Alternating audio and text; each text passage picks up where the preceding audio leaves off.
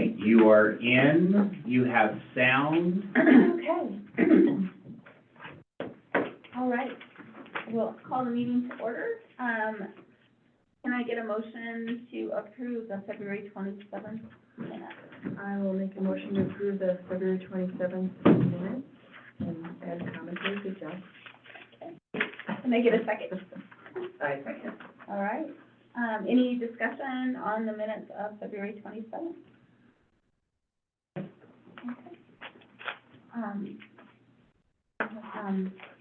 All of those in favor? Yes. I know, yes, I do actually know that's okay. I need a lot more coffee today, I'll tell you, this time change is pushing it. Okay, business registration and liquor license.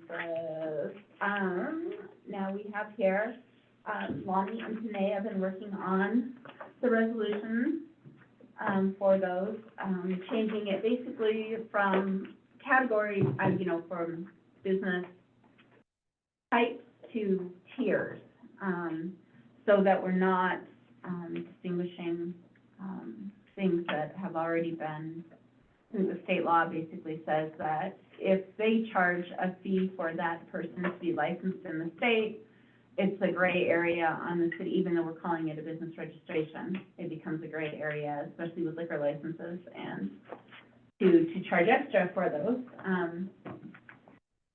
because you can't have a license and be charged twice apparently now that way. So Lonnie and Tanae, do you want to take it away and let us know what you've actually done here? Sure. So we kind of took your guys' suggestions from the last meeting and did it as tiers. So we got the 1, 2, 3, and 4. The fees didn't change, so there's not any price changes as far as those. And then we clarified what those tiers are. And then, like I said, Dennison did go through this. We weren't quite sure, so we just had a starting point for him, and then he finished it up.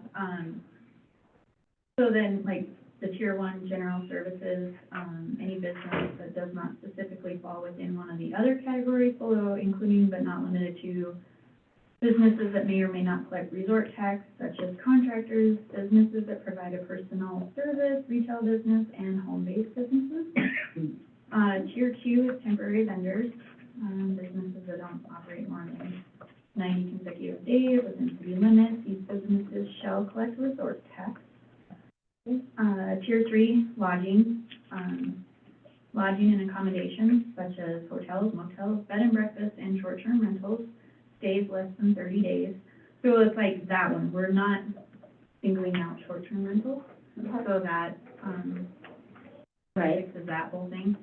And then tier 4, Danae and I had no clue how to really word that one, so Dennison put in food products, businesses that sell food, drink, and smoke products. This includes restaurants, gas stations, grocery stores, bars, liquor stores, marijuana dispensaries, and smoke shops.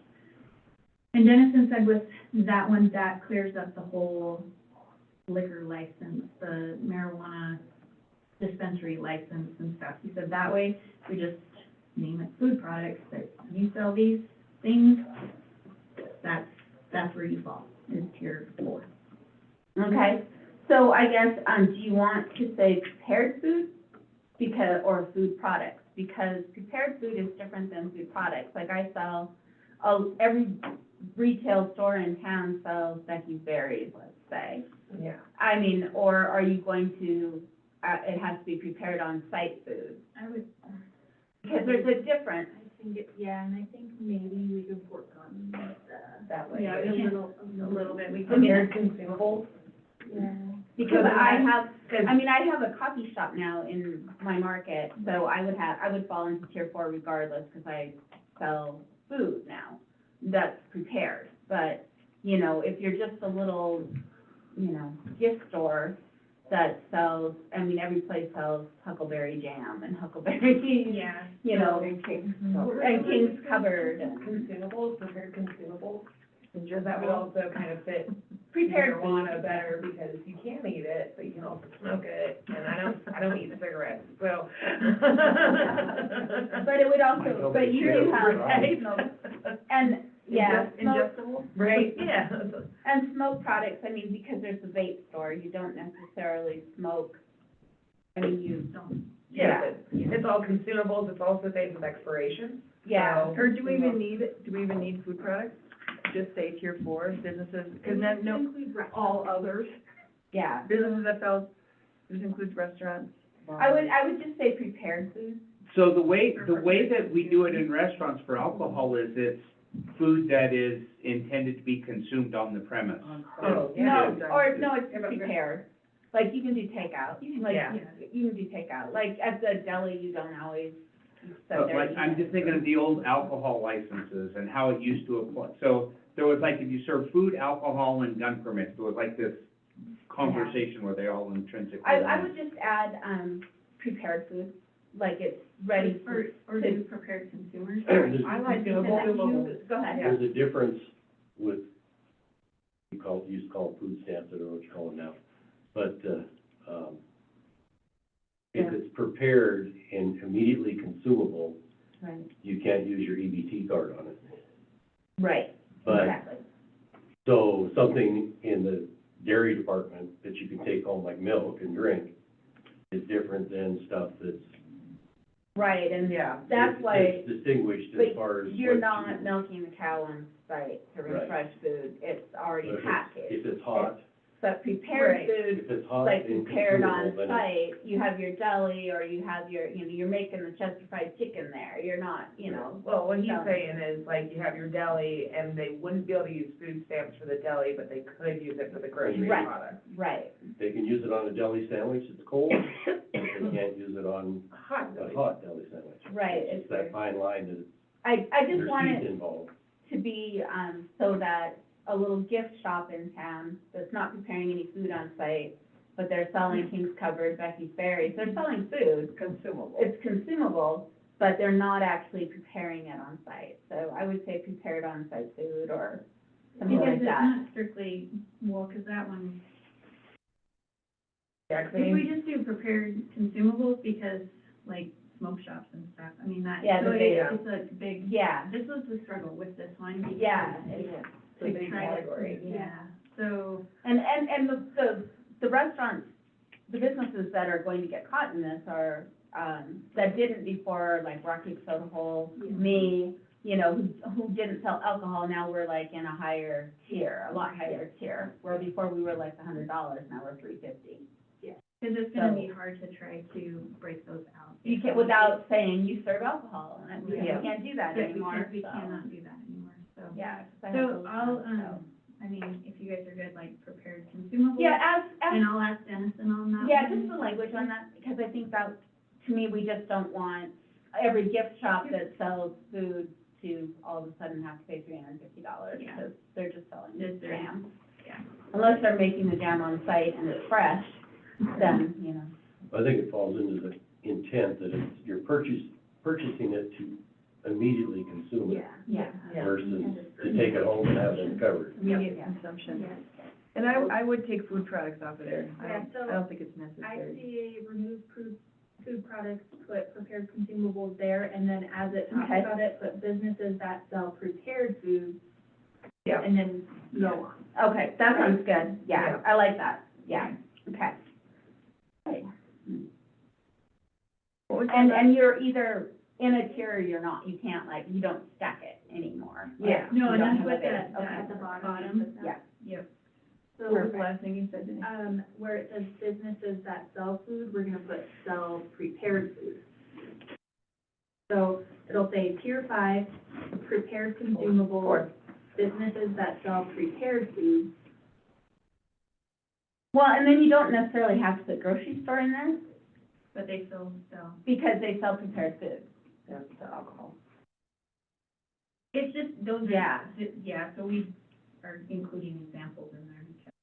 Okay, oh, those are just examples, okay, okay. Did I answer your question?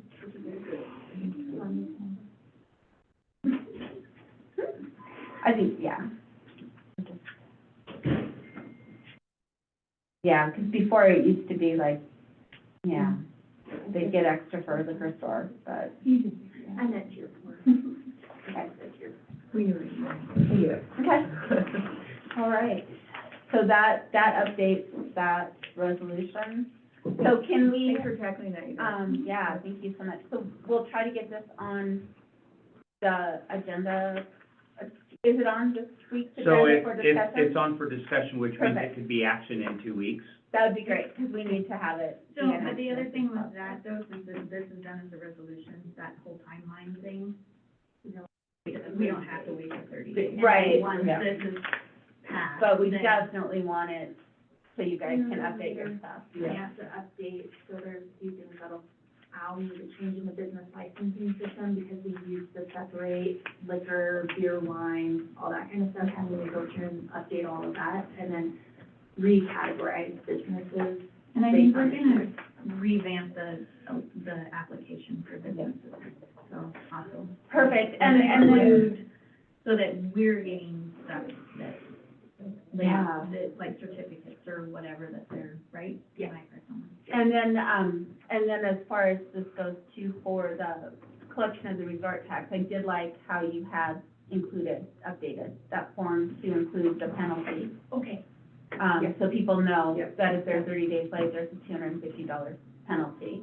And if they're 60 days late, it's $750 penalty. So, And then, so my big thing was hard to fit that information into the line. Did that make sense, using the greater than? Yep, no, I think that was. Okay.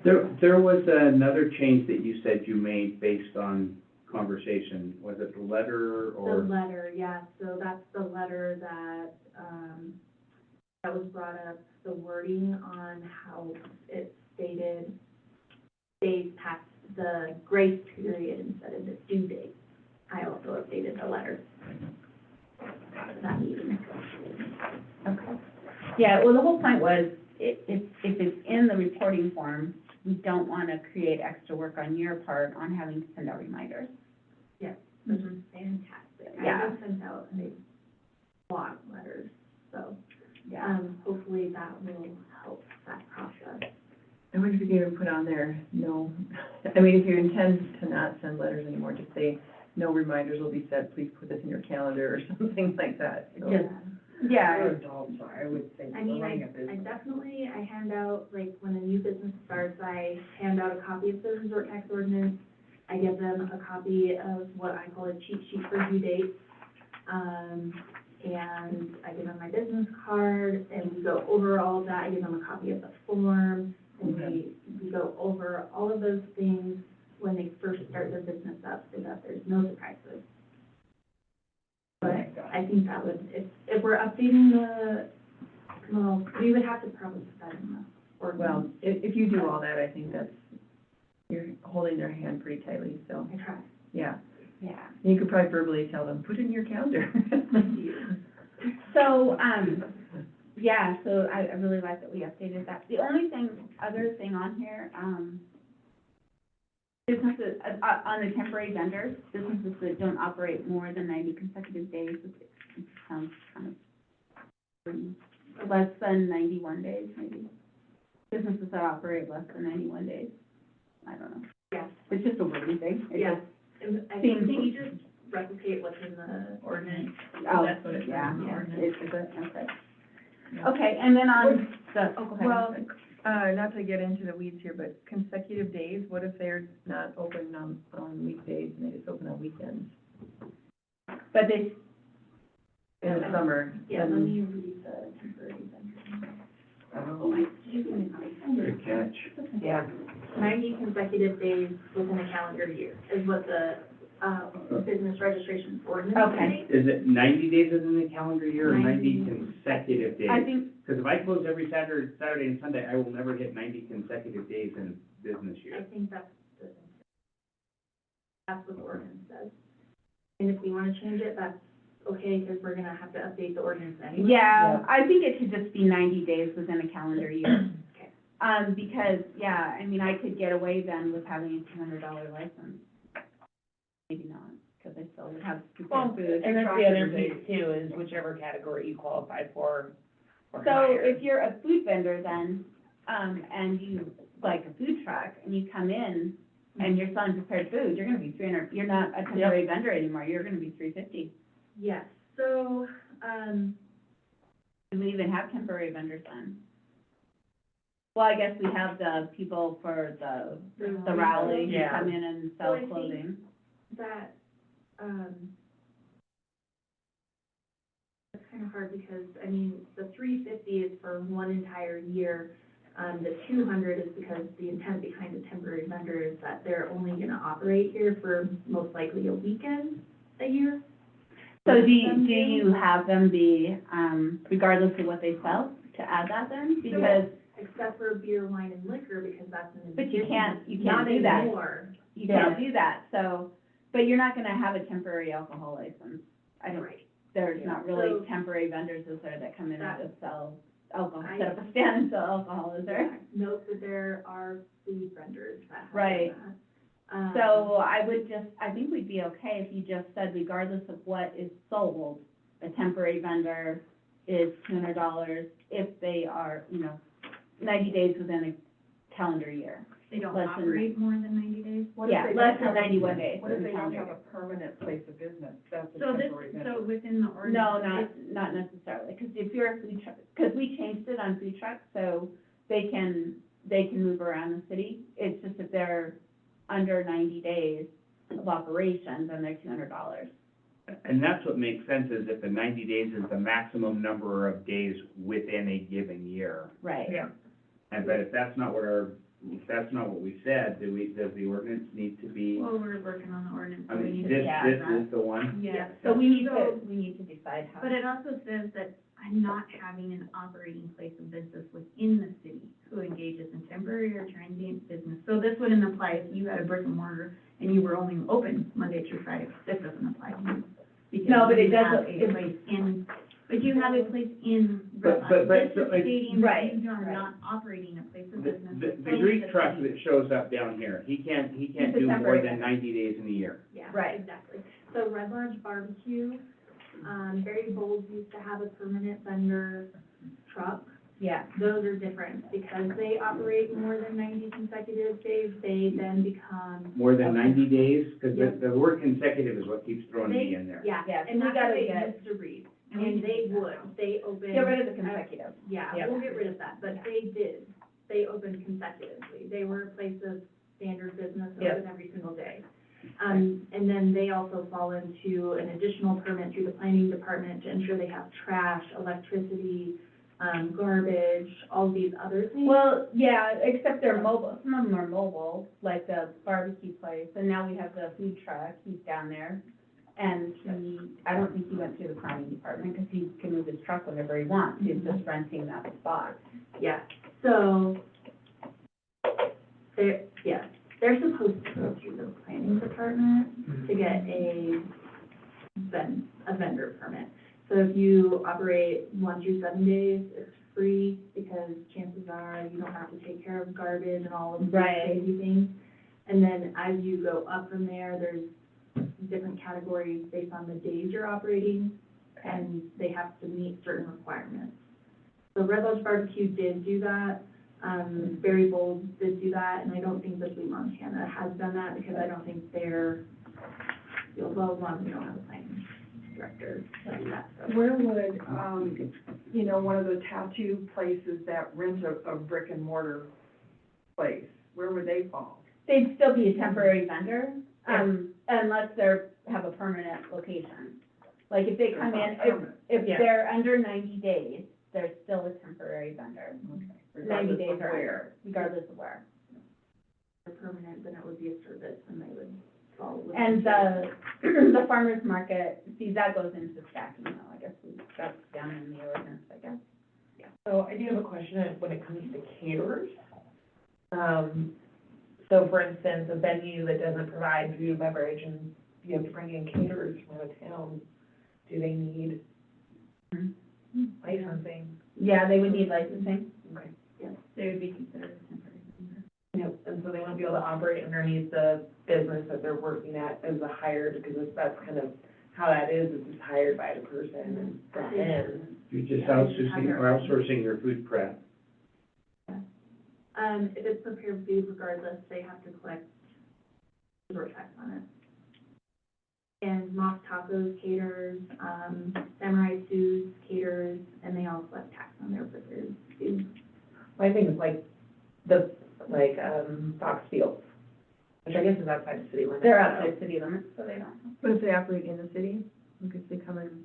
Well, I just mean more so the venue, like, Most of the wedding So- venues are outside the city limits. it's true. But like Golf Club or Elks, I hire Right. There you go. Mas Taco to come in and do my catering. Moss Taco has to have a business license. They have it, but I don't have to have Right. that one. You don't have to, no, Moss Taco has to have a business license to operate in the city limits, yeah. Or if you hire someone out of Billings to come cater, That's more what I'm. like up at the golf course, they technically are supposed to have a business license in the city limits if the event's in the city limits. Okay. Even if they're not the ones accepting the payment. Well, I guess it would be for. Yeah, I mean, you hire someone, and if you hire, it's like if you hire a roofer to come in and do your roof, in Red Lodge, that roofer is supposed to have a city business license. Like, one thing we get a lot is my friends coming to paint my house, because that's what they, Yeah. their businesses. And so then the question is asked, are they charging you for that service? And if they say yes, then Yeah. yes, you have to have a license. If they're doing it for free and it's just a friend thing, then no, you don't. Yeah. Yeah, that could be something worth educating folks on. I don't know how many people would know that. Yeah, well, the main thing comes in though with contractors. Yeah. When somebody, you hire a subcontractor and they are outside the city limits, in order to do work inside the city limits, they technically need to have a business license. So I'm Joe Baggett's Donuts, and I hiring somebody from Billings to come paint my house. Where am I gonna go online to see that information or have some awareness or? Under business, on the tab, at the top, it says business registration. And when Scott was working, for the police department, he would go around to these different construction sites and call Lonnie or Janae and say, hey, are these guys registered? They've got their work van here, so Yeah. there was some enforcement, especially with the contractors. So Brian and I have worked, like contractors, I don't think are an issue whatsoever, because he verifies that, one, the head contractor knows that each subcontractor needs a license, and then Brian is there and verifying that information As for the us. building inspector, Yeah. so that has been taken over, that's great. Yeah, it's been very nice. So home inspectors, photographers, all of Mhm. these folks. Yeah. Yep, they need to have a business license. Mhm. Are we gonna, we're gonna change this, that's what we're Yeah. changing right now is the information that's on here. Yeah. Do we require bond for, like, temporary vendors? Mm-hmm. Really? $500. Oh, that's another thing we should probably change in the ordinance, it's always been done, is that we collect a cash bond prior to the event and release it back to a vendor. That's always been a process, but it's not spelled out in the ordinance. Okay. Does it, yeah, That, because then we don't tie up a $500 bond from somebody who's never coming back. So here's a question, how informed is the chamber on this, do you think? very, Very. I would say that, yeah. yeah, they are, yeah. No, it's just, Very, yeah. I have a hunch that, again, they should be, I mean, anybody who does, it's not the chamber's responsibility to let, wedding photographers know they have to get a city license, but. yeah, But yeah, that'd be a wedding photographer Sherry. coming in, Yeah. like, this is how I changes, like, I wanna come and start doing business, can I drop off my card? And Yeah. Sherry can kind of also lead that direction, 'cause. Yeah, and she would definitely do that. So And we here's don't the question. scour Okay, hang on. Facebook, we scour Facebook and stuff, Yeah. like, doing a little bit of enforcement, but unfortunately, we don't have a lot of time to do enforcement. Yeah, no, it's a lot. It's a lot. Yeah. So, we do try to catch things that are, out and about. If somebody's advertising, we do catch quite a few people that way, or like Scott, an officer who's driving by and sees somebody, he'll call. We don't have an officer like that anymore, but, we try to catch, things that way. That's a very easy thing to say, to relay on, that we want that. I mean, if that's something we, Well, they're out of Yeah. control, Yeah. CC. I, Go ahead. in the last several minutes, the word ordinance has come up 14 times. What we have in front of us, which is gonna be talked about tonight and supposedly up for action next time, is the resolution. Right, and the ordinance is here, Yeah. but because an ordinance In your takes, packet, right? I missed because an that. ordinance takes 2 readings, Yes, we're doing the resolution first, and then we'll be bringing the changes from the ordinance to make sure everything, Yeah. I just missed it when I read through it, it's in Yeah, small font on and, the top, so I um, apologize. and mainly, we need to make sure that the short-term rental ordinance that was passed is not contrary to what we have in our business registration ordinance. So, some of those, it may be easier to change here than it would be to go back and open up the whole short-term rental ordinance that was passed. So, Well, the biggest issue with the short-term rental ordinance is how many times it says license versus registration. oh, yeah, that would have to be changed. Yeah, and it's throughout the entire thing, so, So we will have to fix that. Let's do a word search. yeah, it's. And the other thing, getting to this ordinance, that, short-term rental, registrations are not transferable to the new owner. Yep. And they are transferable In here. here, so that's in direct conflict with each other. Which Yep. we corrected, we didn't have to Okay. change. So I guess, yeah, so I mean, that's the question, is do we want to have it, so none of the business registrations are transferable? You buy the business, you have to go get a new registration. Or, on the other end, we could make it so that you could sell that it goes with the house when you sell it, if the new person wants it. Those are the. I know if I have a liquor license, that's actually, You sell your liquor license, that's one of the things you buy when you buy a business, is you Yep. buy that liquor license, because there's a max of 5 or 2 or whatever Right, is allowed. so, and if there's, so, you know, I mean, Up to the state. yeah, it is, but Very, it's, very restricted and controlled. right, so, I mean, but that's a conversation that we can have, I guess. Yeah, Which one do we want to change? To me, I think, you know, because there's no restriction on registering your business as a business, I have no problem saying it doesn't transfer. However, on the other end, the short-term rental, it's part of your property, you're selling it as a short-term rental. It increases the value of your home because of that. Yep. So, and now all of a sudden we have a cap and you can't sell your business, basically, is what it boils down to. I Yep. mean, that's how, or, and that was one of the big concerns when this was happening, and the other big concern is then people, okay, well, I want to be able to have that option, but, I mean, that's where the worry of hitting the cap early, because people trying to score that and have that attached to their home. yeah, so I mean, there's so many, so I don't know if we want to actually go back into those weeds of that Yeah. short-term rental ordinance at this time.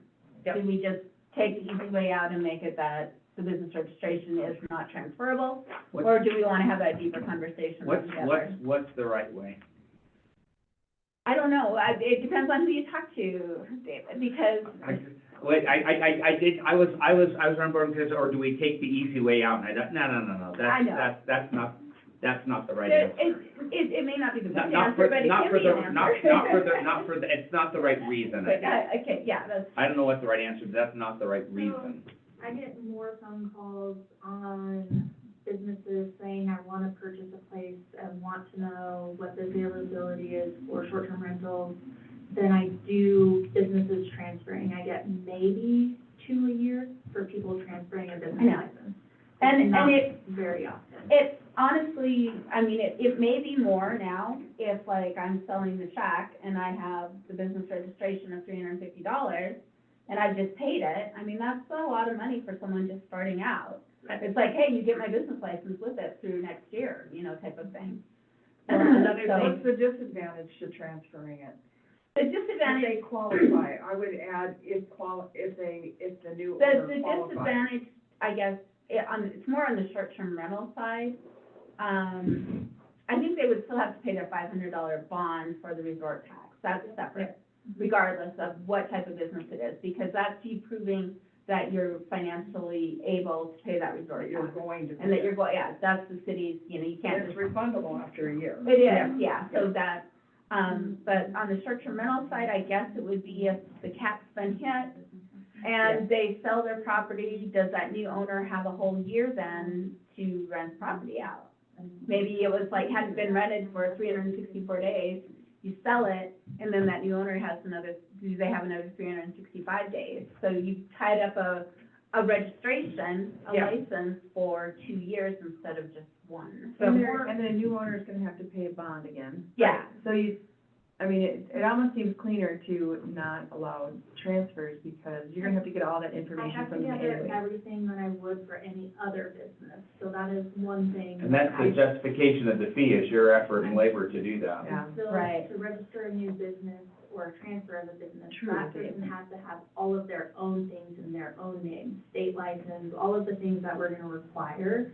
So I'm gathering all of those documents regardless. Yeah, Only your I would time. choose So- $20. That alone would lead me to say, let's not transfer business, because you're gonna have more hand-holding, more work to do with that new owner. yeah, and then also it transfers, you don't get that conversation that you would maybe have before. If, And, if the justification of the licenses is to pay for the effort, and the effort is required, Yes, your answer. yes. and another piece of that too, to me, is again, if you put it's where you can transfer, we're gonna hit our cap higher, we're gonna hit it faster, people are gonna go out and get it, find the loopholes of like, oh, I booked it for a week this year and prove me yeah, wrong. and now I'm gonna sell my property. Yeah, and now it has this license and it's worth more because of that. Okay.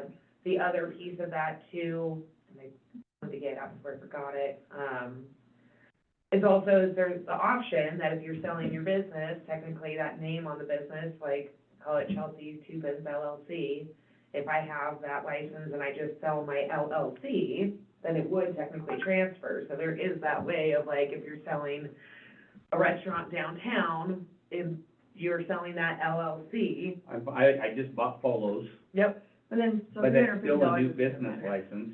And so I'm just gonna negotiate into this, Shaq, I'm sorry, I found out I need a new license, you need to not, I can only pay you $350 less for your business. Yeah, exactly. yeah, that are, I mean, again, actually if- value, I don't like that. if, I was gonna say, and then if it's, but more so to me is, you wouldn't have to pay that if you're selling the LLC, because the business isn't changing, the owner isn't changing. Even though, so again, if it's like an S Oh, corp, I see what you're saying. Yeah. Yeah. so, But, so I mean, that's the But way. when you but- buy just things, have you're different paying operating. prorated taxes, you're paying, like, they put that into buy-sell. Sure, So that could be part of the negotiations, and just say, like, we're halfway through our year, so we're gonna credit you $175 for your license, your But- registration. but the whole but thing. yeah, and that's fine, like, again, I'm I- fine with but that, I saying think- that that's the way it Yeah, can no, it transfer. would be the new owner. I mean, the owner of the business may still be Bogart, but the people behind Bogart would be different. They've sold Right, but I mean, out truly, if their it's, interest. if my Does the license registration, go to the business or the owner, or the person is what the question is? yeah, Exactly. and if the owner of the house is Two Ben LLC, and we sell our house, and we also sell our ownership of that LLC, I think that's a loophole we don't wanna go I don't- down. I'm just saying that is the Sell an loophole LLC? that, Yeah, that helps us here, it actually helps. it would have to, I think it'd have to be like a corporation, like a. Sure, I yeah. mean, I I don't think said you can Polos sell. is an easier one. Yeah. Yeah, like Bogart, so they're a corporation, or, you know, whatever, Red Lodge Hospitality sells, Right, all of those, you're still, Just the members have changed. yeah. no, again, I think, have changed. and that's exactly, or even like the employee, so that's, I think, when you're in a more professional transaction, where there's gonna be less handholding, that's where that is appropriate, in my mind. Polos changed hands in the Yeah. last year or two. Mm-hmm. Did new owners come get a new business license because it was new individuals involved? Well, they Yeah. changed the name. They changed the name. They changed the name. Of Yeah. the Was corporation. that- Procter and Logan became Polos. So was that the reason behind it though, or would it have? So, I've never had to, so, for example. We have I'll businesses use change hands all Quality the Inn. time, every Yeah. day. Yeah. No, I can't use Quality Inn. Their name changed and How about the took Pollard? over. Tom already had an established business. He kept his name. I transferred it over. But, and then the whole, but that is a good example, Quality Inn sold. Yep. And they changed their name, did they get a new business license? It's the name change that got that going. Yeah, I'm But just saying, like like, a Family Dollar. I think what you're talking talking about is Family where, Dollar is owned. And that's exactly it, Family is like, I Dollar. think that is I when don't you think do I need would- that loophole. If they and change someone's like, managers, I would Fine. never know. fine. Exactly. But like a You have a franchise loophole, like so that's kind of Subway, safety net. when Tom sold Subway, They did a name change. they did The a, name behind it. the name behind it, yeah, because that's a franchise, it's not, Subway doesn't own Subway, it's a franchise. Yeah, so the LLC behind it changed from Tom's to Lolo LLC. Yeah. Okay, I had a question earlier. When you brought up that home inspectors and photographers, would they fall into the tier of services, or would they fall under less than 90 days in a year?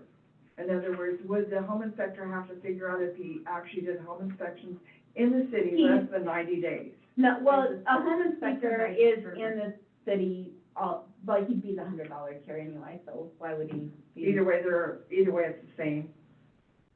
Yeah, a home inspector is, they advertise 365 days a year that they're licensed to do business in Red Lodge. yeah. That's different They than don't saying, do business in Red Lodge. but They're providing a service. to Red Lodge, 365 days a year. I think this just goes to show that, I'm not sure if only the highest tier fee should be applied, because We can reword that. I think we Put need to that in there. reword that.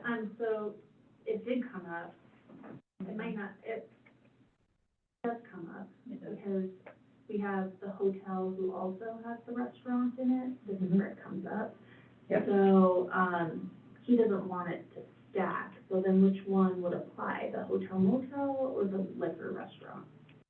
It would be the, In it the would same be, now, the or highest no, it's tier. the no, highest, it would be yeah. the highest tier, it'd be, Yeah. unless he closed the restaurant, then he would be, But it's not stacked. But it's not stacked Yeah, not anymore. stacked. Before it Unless was the stacked. businesses are owned by someone who's operating Marley's Within, inside the yeah, hotel, then that would be.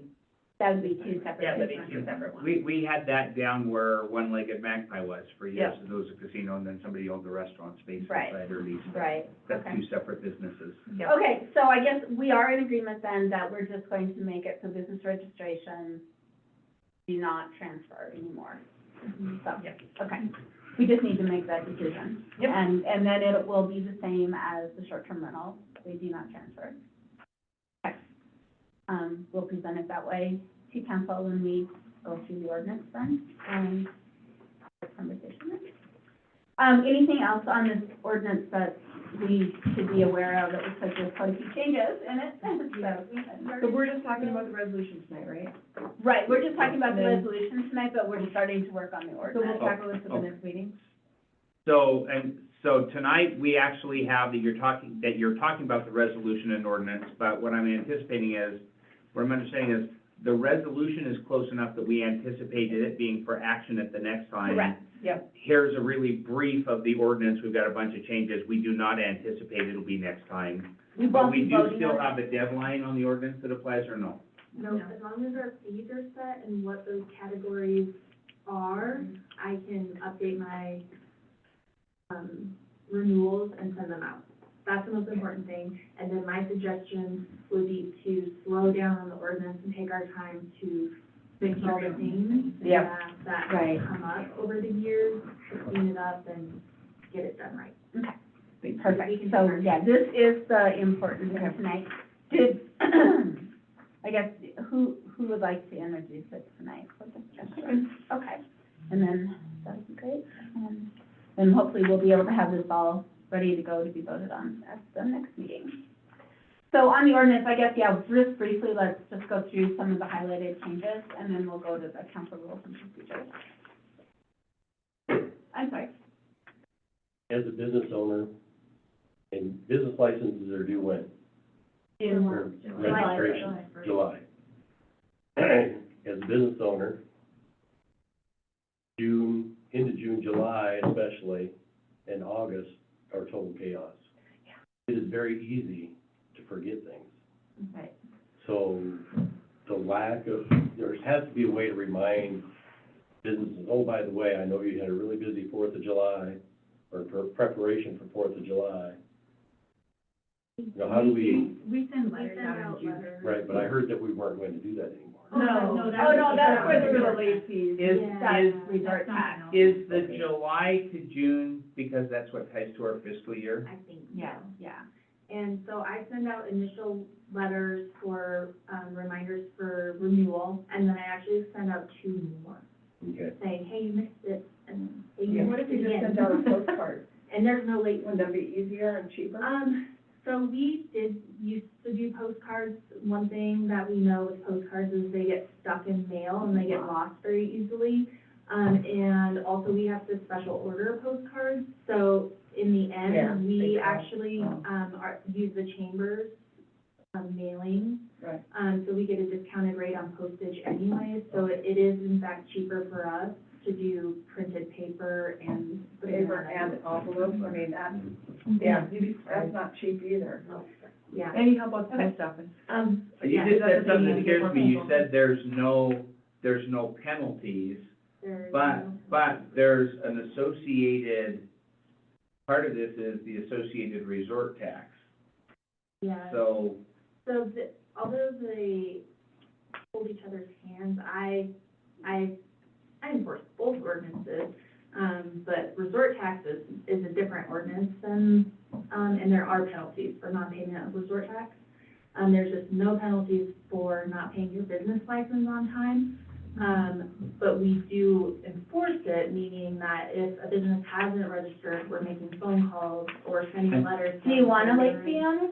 I mean, Yeah, there is a. do we make it clear that it could be done, I'm a business owner, I know July's gonna be busy, can I do that 3 months early, is there any problem? What's the timeframe of how? You don't have any money in your bank account earlier. Right. yeah, I know, I don't think that's a problem, Dave, but, you know, right now, $350 would be like, So ooh. since it's July through June, Yeah. we don't open our We books can't for open. July Yeah. in 3 months So- early. Otherwise, anybody who comes to register their business prior to June 1st. July first? I could come in and pay $100 right now June is then. when I open my new Sorry. book. Okay, Anybody who does it, if I try to open it prior to that, they're getting registered for the next year. It's one or the other. There's no registering 2 years in there. Okay, so briefly, so we can, changes for the ordinance that you have. So in blue is, we added e-commerce because that wasn't defined in the application, or in the ordinance. On the multiple businesses and brand establishments, we made some changes in there, the stuff that has come up, in the past, and then Dennison did add some more, about the, the blanket stuff. We took out the that whole section, the transfer business registration. Danae just brought something up though on the temporary vendor registration on that 3-1-8, to add in there about the resort tax bond, requirements, and then holding it if it's a cash bond and stuff, so we can ask Dennison on the wording for that.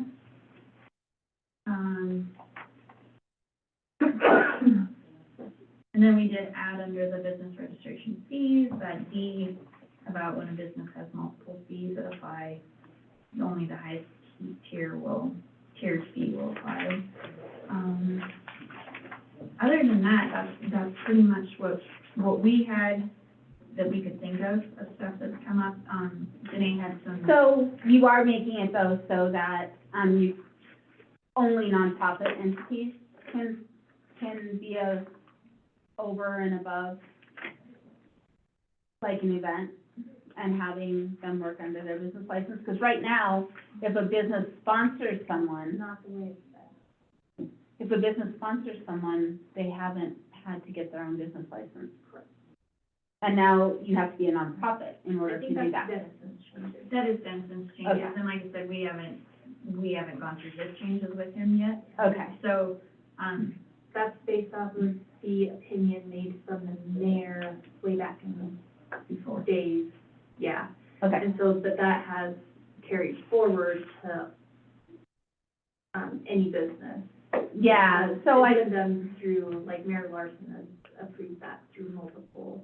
So I guess we do want to have that conversation, because I've had people set up and they collect resort tax and I pay it, I include it. Mhm. And then they don't have to go through and get a temporary business license and pay the $500. Right, yeah. And it also happens, like with, Christmas Stroll, if someone, or the art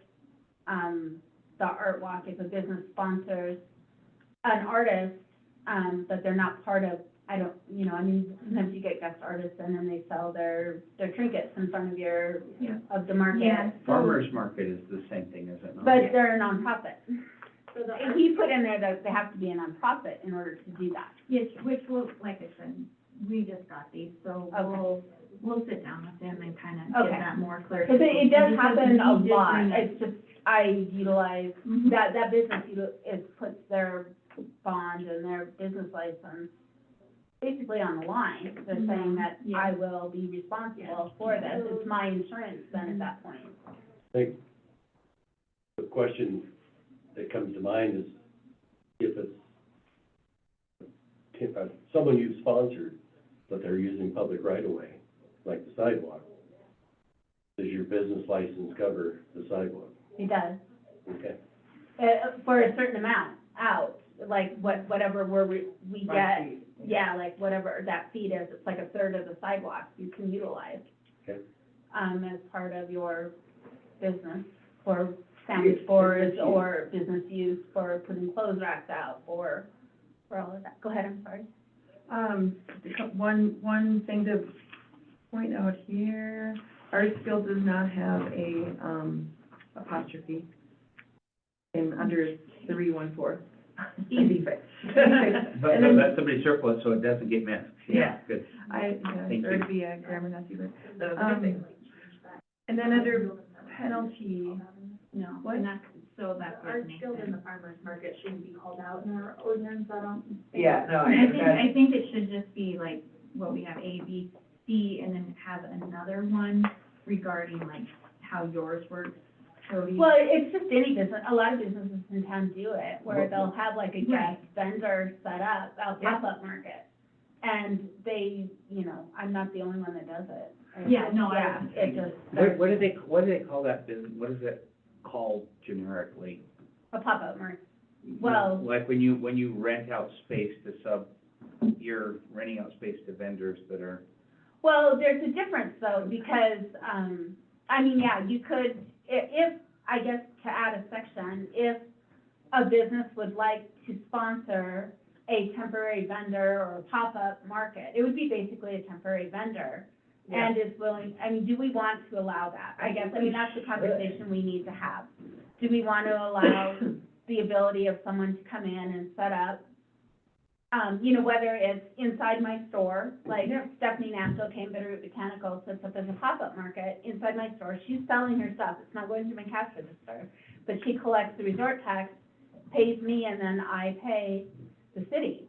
I have those quite a bit. There's a lot of people, it doesn't even have to be outside their store. They can have a pop-up market inside their store. They have a guest artist who's selling, they have, they still have to collect resort tax, but that business becomes that sponsor and responsible for collecting of that. And that's been the main thing, is that they want someone. Business sponsorship or something. I think it's overreach. The difference that, to explain, the difference is that that person takes on all of the responsibility that Right. goes along oh, with they're it. pop-up. Resort tax primarily. So if ever the city pulls that business for an audit, we're going to that business, we're not going to that vendor. Right. So, they are required to keep track of who their businesses are, keep track of their businesses' records, or vendors' records for them, Right. submit resort tax on their behalf. Pretty much any process that one person would do is that business is now responsible for all of that. Right. Yeah, I think that We call it makes an sense. umbrella organization. Well, it's not that, it would be technically, I like the sponsoring business. Yeah, And basically they become, but you need to clarify what's allowed, it has to be, you could make it so that they either are sponsoring the event, like a pop-up market where, if I close down the street next to my business, or it's inside my business, or it's on the sidewalk continuous to my business.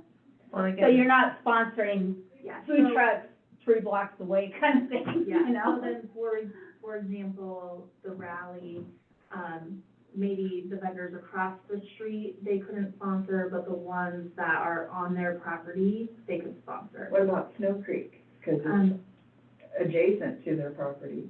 so I guess that would Yes. be the clarifying. Well, it would be, they have to sponsor they'd have to ask for the street closure. Yeah. Then they would be responsible for what goes on Yeah. there. which they do. They do, So- yeah.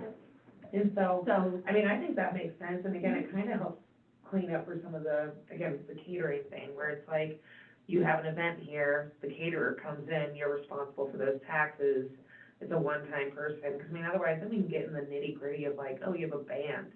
Is a band, like, they're making money, they're coming here and serving, like, do they need to be paying resort tax for the entry fees, or can it be sponsored by that business? And that to me makes a lot of sense, to where it just, one, I can imagine the logistics and then trying to actually bring in some of these services and like, oh, but you have to go get a license down here at the city and pay a $500 bond, like, well, you only have to You do know, $500, yeah. but, you know, if that would be, I think that kind of helps Well, clean and- that up a little bit. And this happened at Summerfest last Yeah, year, that's what I was saying, because I ended up, Gina asked me to sponsor some of the temporary vendors because they were just like, they weren't gonna come, because they had to Exactly. pay Yeah. $500 Yeah. and a business license, they were just not gonna come. Yeah. We allow that, for, all of the events. We allow the person who's sponsoring the event to essentially put themselves on the line for that vendor if that's something that they wish to do. Yeah, Because it's really hard for a vendor to travel here, to pay our license, Yeah. to put up $500 cash before an event. We don't want to deter businesses from coming and making those events special. So Gina could have done that last year as She did the do that. sponsor of the event, so I don't know why then they had to come to have you sponsor them. She sponsored some, and I she, think Jody. yeah, I sponsored the ones that were down by my store, and I think she sponsored the ones that were up by hers. But she could have done all of them, there's nothing that. Right, from well, location that Summerfest is like could that. have, but the way they, Summerfest itself didn't want to, it had to be the business owner, because we have the license and the resort tax. I think that's the thing, is it has to be a licensed business already within the city that collects resort tax basically, so that you don't have to deal with the $500 bond. So I guess let's work on that language with Dennison, I guess, on trying to make that happen more, I guess, so, and we're running out of time. Yeah. I have one other question about Yeah. the penalty. You said there were no penalties, but 3/115, so there's a $500. Unless it goes to court. So that's a court fine. Okay. Okay, So there's no Thank you. late fees in the office Okay. prior to it getting to court. perfect. Well, and I guess we can have that conversation, I mean, if you're having to track down people, I mean, even if it's a $50 penalty, 3 letters. yeah, I mean, it's your time. So if people are consistently late, I don't think you can just say, I'm not paying my business license until September 1st when I have money. I'm like, and you're getting advantage of all the summer business. So, I'm not Is it an supposed. Well, I know at least one person who has never, ever in the city paid the $100 for their business license, and she touts it. Who's that? Sandy. No. HRS, Anna Marvel says, I'm not paying it, ever. Well, Government. yeah.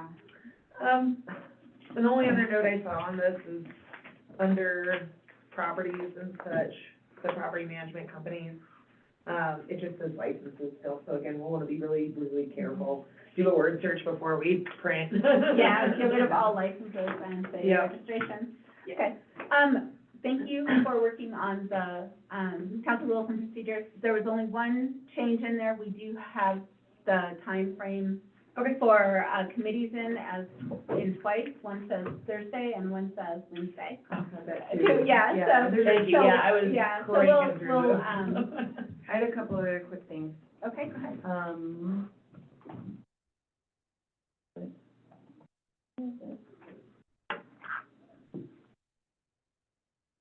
And they were just typos. Oh, yeah, no, I'm sure there's some of those, So- again, creaking through it. 29. And there's some weird, like, word, like, spacing too, that will, I'll clean that up as well. Okay. I was annoyed by that, but formatting.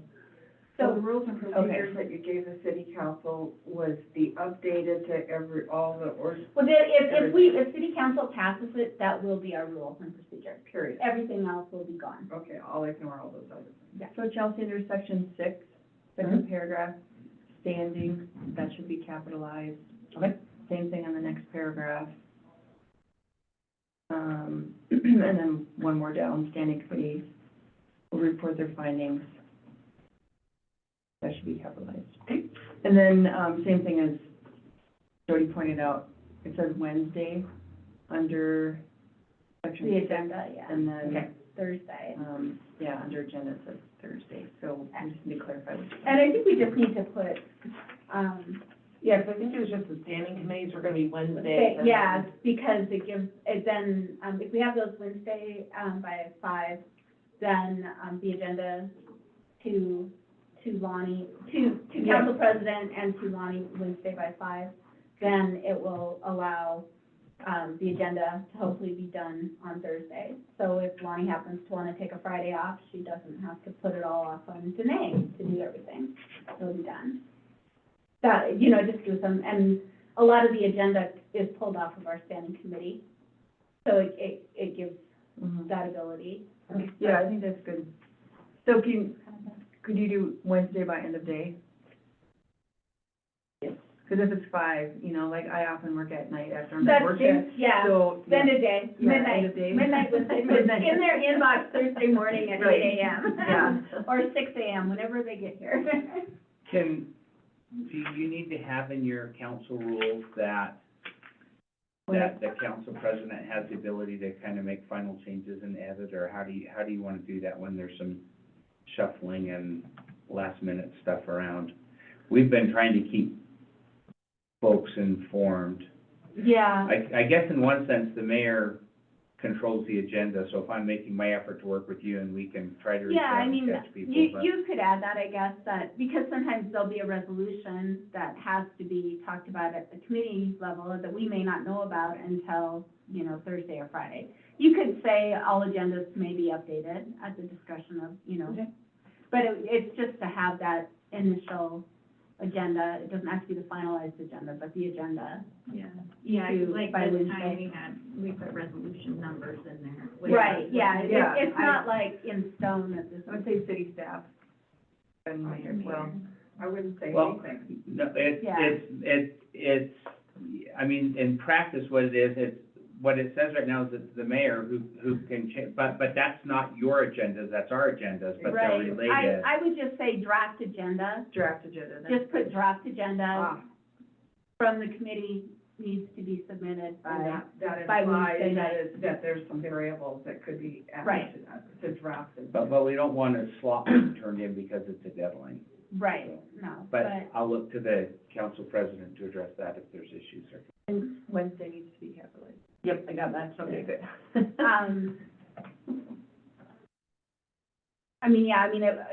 we could, subject to change, or subject to it being updated, or whatever you want to say, A draft agenda. agenda is fine. Yeah, I that's like the fine. draft, I think the draft Or implies. or proposed agenda, because Proposed. that's, That's probably better, proposed agenda. because that's more done Finalized product. than draft, yeah. It Then you implies can't. even more that there would be changes. Proposed agenda. Well, and it also makes it so that if I'm submitting my agenda, a draft agenda means I can change it, but a proposed agenda means that I'm probably not gonna be the one that changes it, it's gonna be It's city not staff necessarily or, just you, yeah. yeah, it's gonna have to be by council president and mayor and city staff if they need to add a resolution number or we have this grant that needs to be approved, so we want you to talk about it, and you didn't have it on your agenda. And are we talking about this tonight? Yes, we are, council rules and procedures. Yes, I want it to be a discussion tonight so we can vote on it at our next meeting. It's a resolution, isn't it? Or is it no, it's council rules. Discussion. No, council rules It's and not a procedures. resolution. so we just vote on it. But no, it will be a resolution when you do it, that's the Okay. right? It's the mechanism of how you approve council rules and procedures. Chelsea, are you comfortable introducing? I don't think it's Yeah. no, there was resolutions changing the city council rules and procedures. That's what I'm saying, that But I if don't they wanna think- change it, that We're would just be a doing a whole new resolution. council rules and procedures. I'll have to look back, but if it needs to be a resolution, we can do I- that, but Yeah. I'll There's look been back and. resolutions in the past. Yeah, but we've always just changed one little part of it, and we're submitting the whole, A whole because- new thing. the whole new thing, because there's so many changes that happened that it got really convoluted and nobody knew There what was. wasn't one. Yeah, it was like, So I here's the think, council I rules and think when it procedure was and. done, the one you guys are working off of, and even without the changes that were done by resolution to change it, it was just approved as city council rules and procedure, it was not a resolution, I'll double check. Okay. Okay. But then going We'll do what we need to forward, do. if you guys have changes, then that's where the resolutions come in, but I will Right. double check to make sure. Yeah, I just If it kind of needs wanted to it be, to be a fresh, clean start, Mhm. Yeah. because there were so many changes that happened to There it. were 3 other resolutions changing it, so that there wasn't one document. And my understanding is, and recollection is, it was always a resolution, but it just, we need to make sure that this is, the resolution is this, and it preempts everything that, Right. I'm thinking what the verbiage we have and everything, where it basically says this Yeah. preempts everything prior. And we don't have to go back and search for resolutions that changed it. Okay, anything else? We had one other thing on the agenda, which was, Oh, what's it? personnel policy update, Oh, which, we did? You're like, Oh, what? what? What? I didn't put that on there. So I That was something I you got added. can offer, that's how convenient that they had that in there, so, I'm like, wait, I didn't put that on there. there have been I know some what you know. changes, so there have been some things identified in the personnel policy that we need to change and update, and some of them may be sooner rather than later than having it be a whole collective massive rewrite.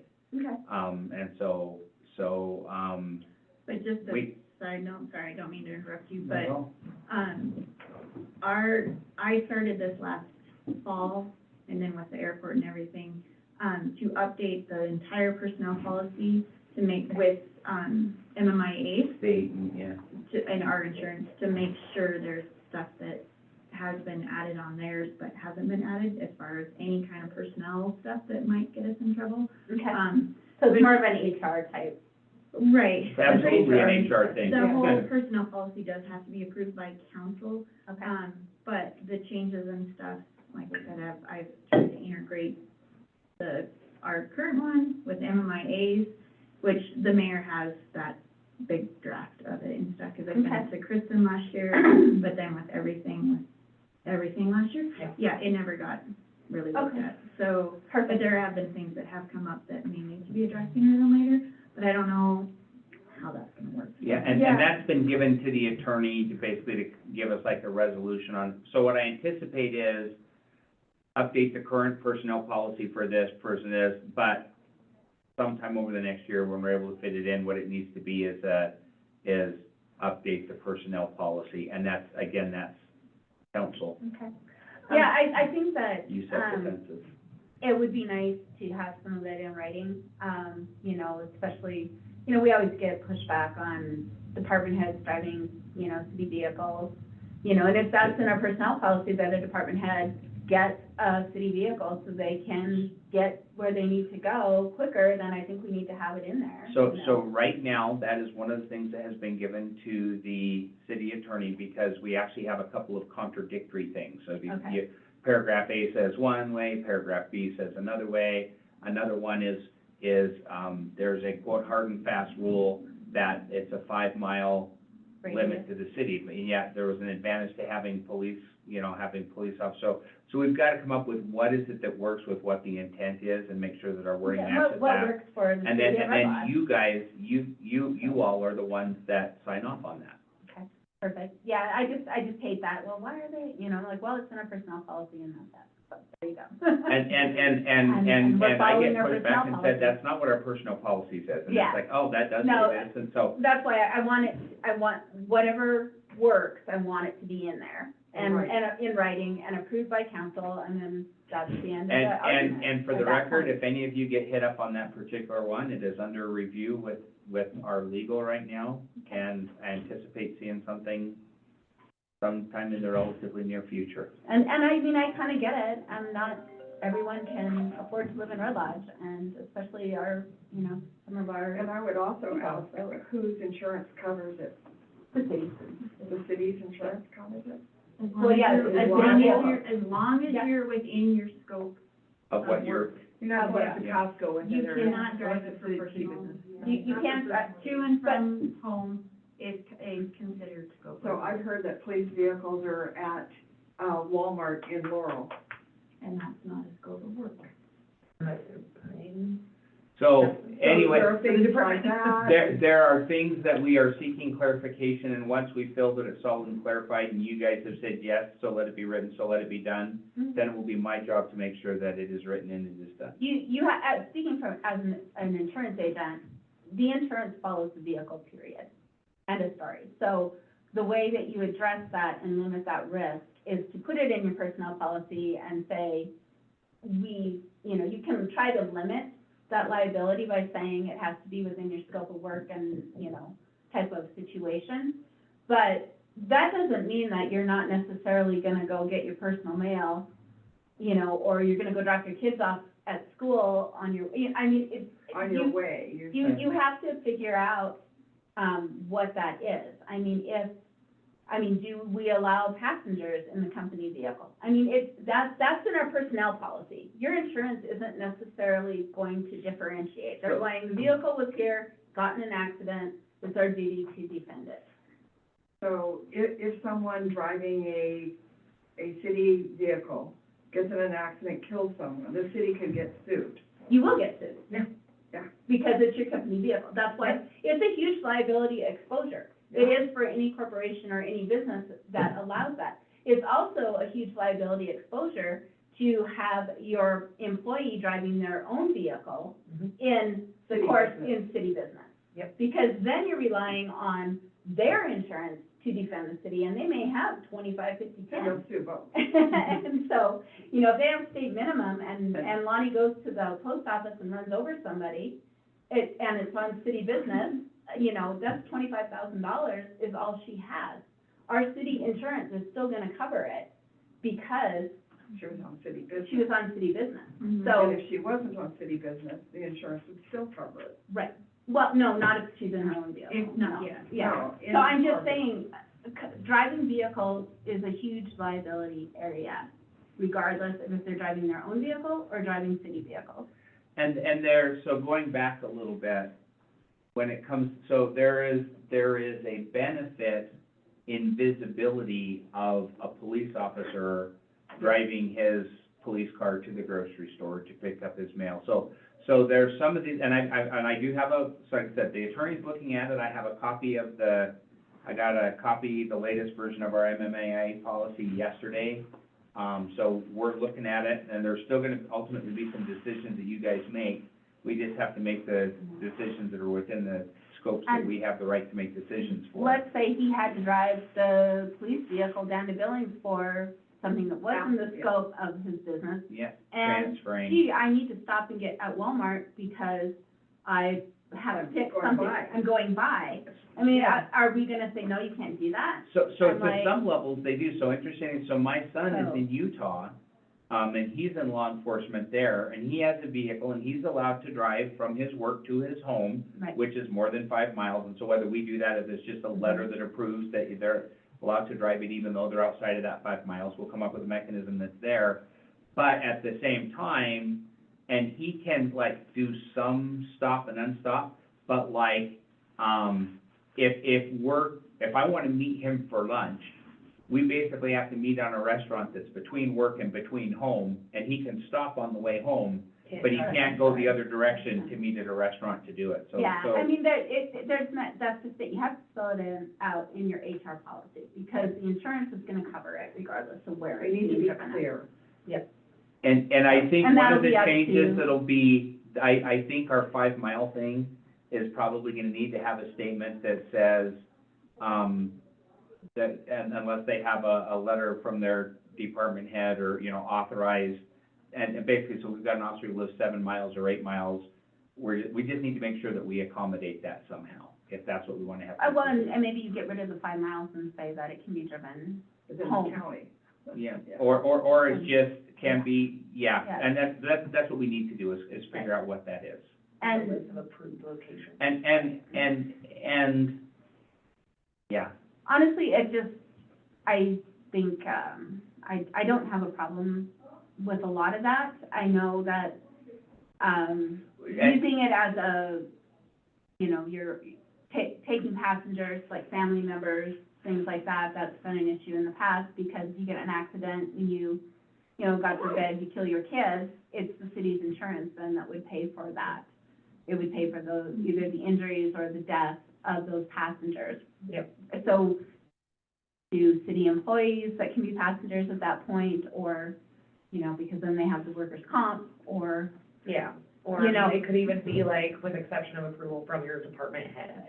So Yeah. say, for instance, you're doing a tour with, another city municipality. Ride along. Yeah, like a Right, ride along, yeah. exactly. And Yeah. then, you know, you just have to have that proof, like, I don't know, some sort of identification, and maybe, there's an agreement that passenger signs, identifying. the city. anticipate that specifically vehicle policy is probably gonna come to you guys sooner rather than later. Okay. But at a larger scale, we need to revisit the entire policy, but things are gonna pop up that say, oh, look, this is where the magnifying Yeah. glass is this week. yeah, you know, I just don't know, like, if one of our police officers, like, say they live down by Fox, and they wanna give their kid a ride to school in the morning, is that allowed? Or it's like, no, you've gotta ride the bus. You can't give your child a ride to school, you know, type of thing. Yeah, I think So you guys that- make what your thoughts and recommendations are, we Those type rerun of- it past attorney and insurance and. Because that all is, you know, that comes down to, you know, the liability exposure to the city at that point. And how do we limit that Always versus, comes back to liability. yeah, so. one thing that's outside of vehicles, and this would be a request from the Sustainability Board. And I know it's outside of the scope, but this is where the conversation's happening. So, I know that they would like to address some sustainability procedures in terms of recycling and behavior of city staff that could be included in that as recommendations. Should be pretty easy, so. Nothing crazy, like, it's not like, you know, like, you know, flush with yellow or whatever. Like, it's. You only drink out of No, the it's blue can. They would like to see that included, and again, I can help Included in where though? in the personnel policies. As far as. Like we do But they recycling. usually shut off Yeah, lights. basically that, shutting off lights, yeah, Yeah, like our little. I think some of that's already in there. and that's it, I haven't seen it, I just remember that being If I brought up. remember, I don't know if so- it's in it's in like the policies and procedures manual, not I necessarily don't know if that the, needs to fall under personnel Well, I policy, but it could yeah. fall under the, like, the building procedures or something, because like us, we shut lights off. Yeah. I think there's a document that the sustainability board created Okay. for. yeah, 'cause that's the one that, that's the one that said that they wouldn't So print maybe out, update it? Yeah. that's the one that the city would not print out, packets anymore for council members. Yeah. Oh, And, but that they would provide a laptop for council members. oh. Or- Where are these laptops? I know. There are no laptops, because the city can't afford laptops, right? So that council is aware, my understanding is, if you would like a hard copy printed, make the request and it shall be Yeah. done. Right, and then that's how they did it, That's because how they, they did it. it wasn't a binding type thing. Right. They were recommendations, so Yeah, it was recommended that council would get a laptop instead of hard copies. Yep. But we just didn't get hard copies anymore. That's why they Request have them. requested that we use slide 2 of paper, you know? I do it. We're only 20 minutes over. all the Yeah, who's gonna need, I can take them home and get started on them and bring them back. Do they leave? I don't think they I- should leave. I've never seen them leave before. Better if they. I'll have to come back then. And they, or we can come early tonight too. I can And right probably, before. I can. And in fairness, it doesn't, my understanding and recollection, it may have been practice that it's been admin and finance. That's not necessarily a requirement either, because we rotate, and I think that there's some advantages to having anybody who has an interest on council be part of that process so they can answer those questions. I just need 2 signatures, that's all that's required. From council. From council. So, whether, it's just been always admin because that's the finance part of it. That's the Right, finance yeah, part. no, I will, And, I can sign these today too. I have help at the market, so I'll come back and sign. Yeah, I can come back and sign. When you We'll come just bring back. it here. Okay. Whenever you guys. I'll do them during the Water Use and Planning meeting if that works. I'll just set myself up in the corner and I can listen, it's fine, and. Wait, what? cause are you in that meeting? She's not in I was the, just gonna, yeah, okay, I was thinking Public public works, Works, sorry. Yeah, Or No. just sit in on. Yeah, I was just gonna sit in and listen, and then that way I can, I'll just be up there at the table, signing away. Multitask. And I'll send the claim details to all the council members Cool. yeah. before the meeting so that everybody knows what you guys are. And just one more question before we adjourn. When, should we start scheduling budget on our agenda?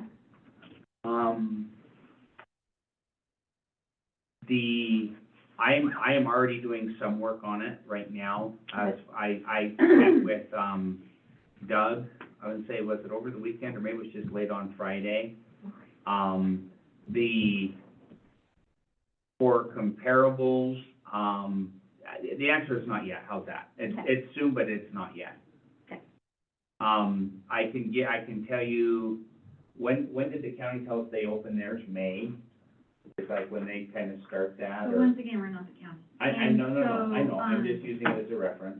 But if you guys have to have if you're following that resolution where you have a preliminary, you cannot get a preliminary for that resolution in, right? Yep, and the fact of the matter is, we have what's been offered to all of the department heads right now, and we could do that, but I think it's premature to do that at this point. I don't have all, have you received all of the? No, but what I'm saying, what you printed, quote unquote, that's our starting spot. Yeah, last year's numbers Yeah, is the starting point. yeah, But I so, send it all to the department head. what I'm trying to do is make it so that it's a publicly understandable thing, and so I'm working on it on weekends when the phone's not ringing. Yeah, I just want admin and finance to start being involved in the process as soon as possible, I guess. Recognized and acknowledged. And then so that we can, and then to have the department heads, obviously, be submitting theirs and presenting those to council like the resolution says, so that Yep. full council can have input as well. Yep. And, yeah, so regardless of if it's, understandable to the public or not, we need to be Understood. involved. I will take that direction. Thank you. All right, adjourned? Yes. Thank you.